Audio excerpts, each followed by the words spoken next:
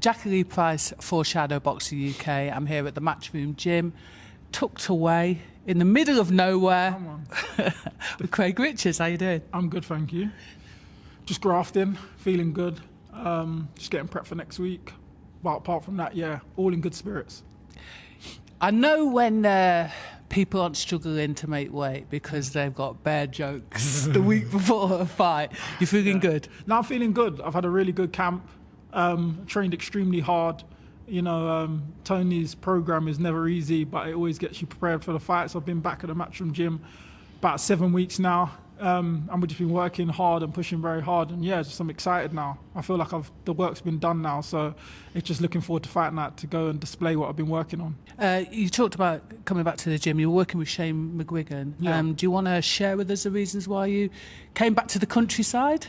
Do you know, it just wasn't working for me in the sense of maybe the program. I'm used to a certain program. I've been here for many years now.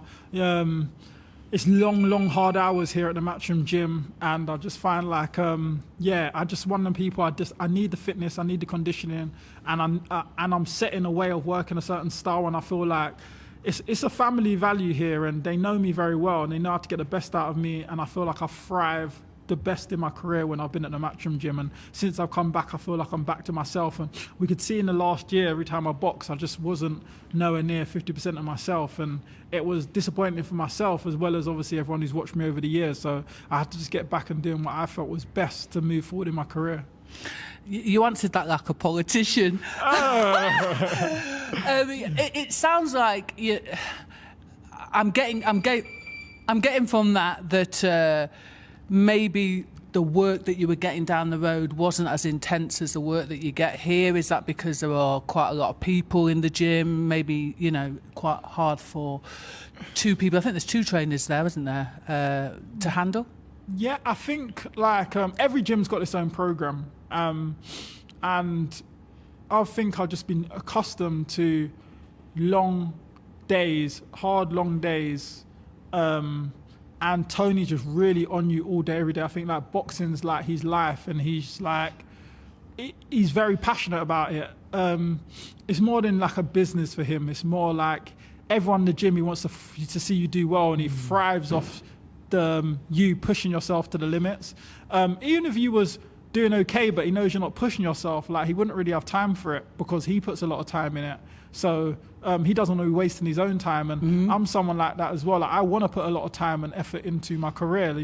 It's not a long career, and I think that's why we gel well. We see things the same way in the boxing, like where a lot of other trainers, they come, they do what they're supposed to do, they go home, they continue life. Well, I think like boxing's life for Tony, and I feel like I thrive better being around him. You think Tony basically does it for the love, and any kind of finance that he gets off it is a bonus? Yeah, I just think he's a very passionate, obviously it's work at the same time, but he's just very, very passionate about the sport. Like, he lives dreams, and he's like, if he trains here all day, and he's here like nearly every day of the week, so his life is boxing, his family, and I think that's where you kind of. And that's the same for me. My life is boxing or seeing my family. And I think it's such a hard, intense sport. I think it's not a sport you can do 50% of. So you can't be turning up 100% in the gym and then your coach is there 50%. Like, you need someone who's matching your energy. And to be honest, I have to match Tony's energy because he's pushing you to the limits daily. So yeah, I really enjoy it because every time I go home, I just think like, I'm working. I completed today. Every day's a tick day. Like, I got through today again. So yeah, it's enjoyable. And obviously, you've got some new young, fresh blood in the gym. Yes. Keeping you on your toes. Yeah. Sparring Rantim Musa. Yes. Rambo. Yeah, Mr. Rambo. So give me a little lowdown. He's been here a while. Yeah. Are you seeing, the changes, the development since changing over from the amateurs to Yeah, now? definitely. Like, he's settling down as a pro. I think he's taken on board everything what's getting told to him, and you're seeing the improvements every week. He's working hard extremely. When we're pushing each other in the morning, he's someone to bounce off. And it's like the gym's got a sense of similar characters where we all work really hard, but we all like to banter in between that, we've got that friendly competition every day. We're doing the runs and boxing, and yeah, it's always another fighter who's just high spirits every day as well. Yeah, I see the jokes flying, and the you seem like you've known each other for ages. And out the corner of my eye, I can see him creaming his skin. You've got to listen. Yeah, it's you true. Can't, We don't. you can't not cream your skin. Yeah, we don't want no dry skin. I like it. We can't do ashy. We don't do ashy. We can't do grey knees. That's the funniest thing I've seen. So yeah, you obviously got a little bit of sparring in with him. Hopefully he's going to be making. I'm not sure if they've announced his debut, but we'll keep that a secret. Yeah, I don't want to be in the announcement before him and his promoter. Here we go. But you are out, aren't you? Obviously against Paddy McCory. Belfast, isn't it? Yeah, Belfast. So I just got distracted because I just saw John Ryder wearing drip from head to toe, but let's get his focus again. He got his low jumper on, the designer kicks, everything. Listen, everyone's looking fresh. The LV trainers, the lot. I was gonna say he was gonna pick up Gal, but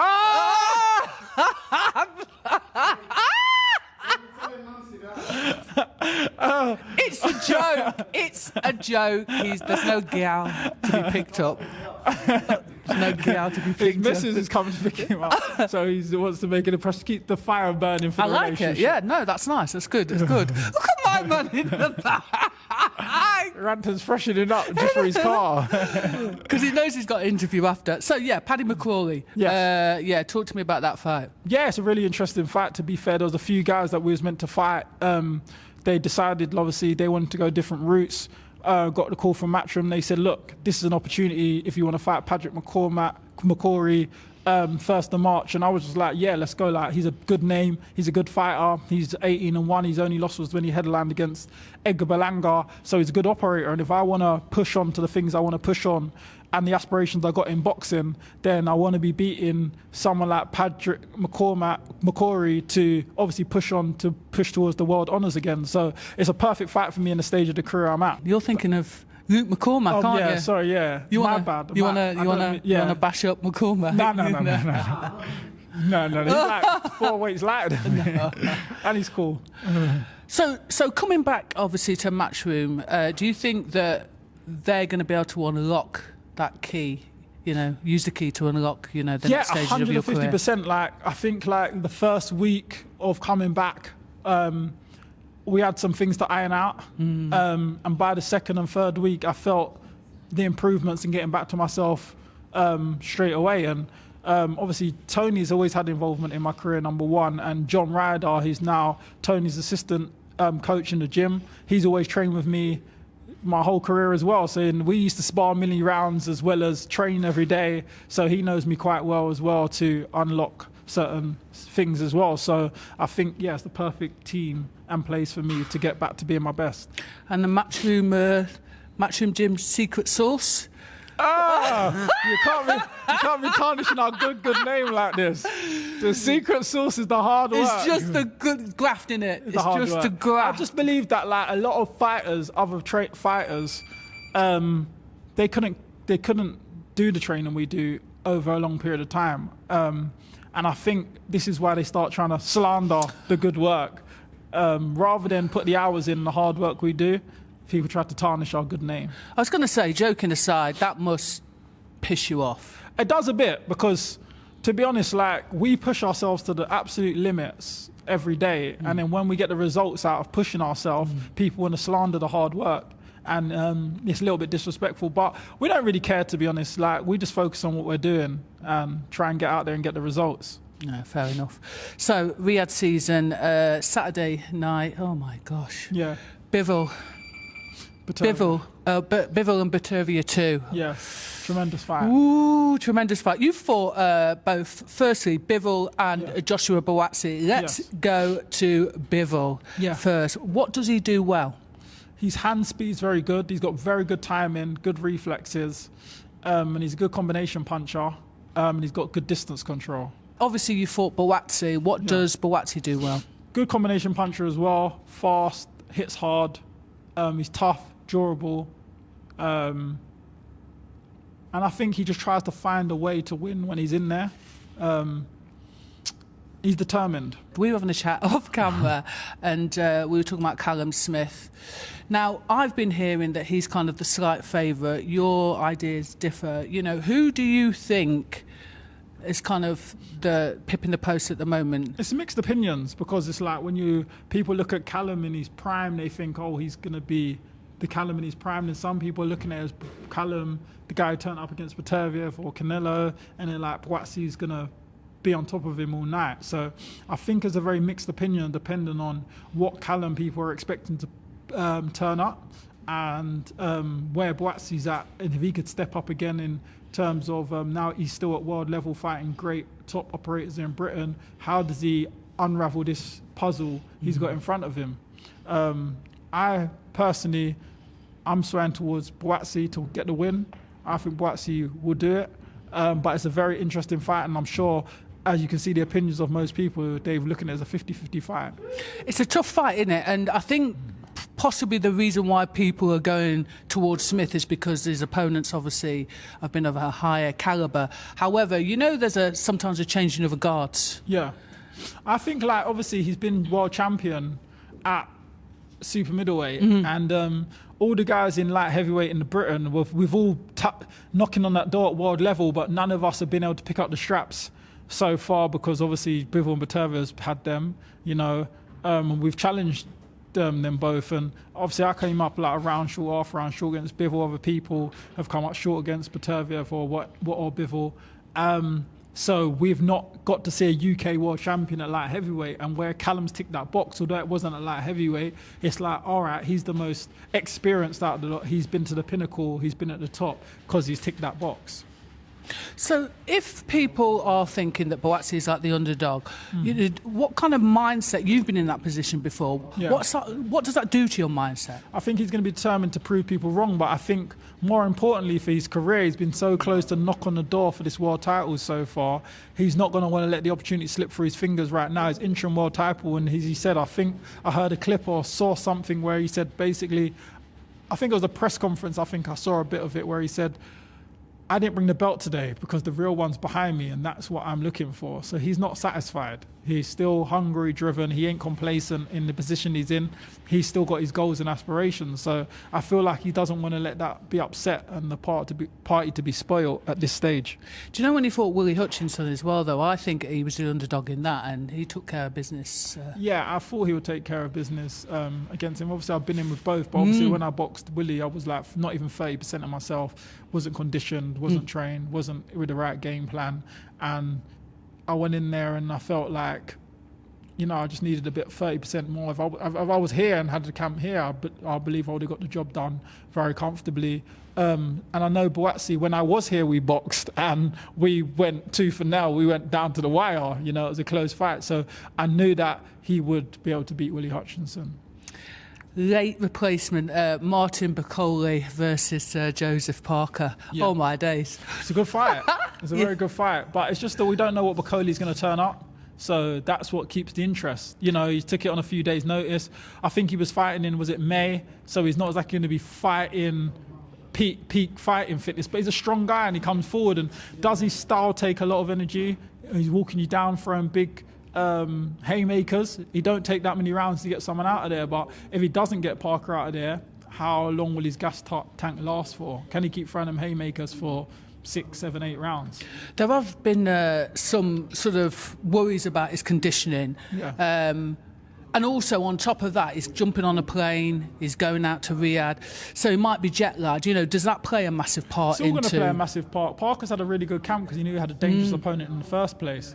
So he's going to be prepared for big shots, and his game plan's going to be avoiding big shots and boxing and being smart already. So he's already planned for 12 weeks to unravel a difficult puzzle. So it's not going to be too much different. Of course, Bukolia and Daniel don't box the same, different shot selection, different style, but you had a dangerous puzzle in front of you with a big puncher. So you're aware for that and you've switched on for camp for that. So he should be obviously tipping for the favourite with a game plan, but if Bukolia turns up the way he did last time, well, you know, we're in for a fight. Oh my days. I'm actually really looking forward to.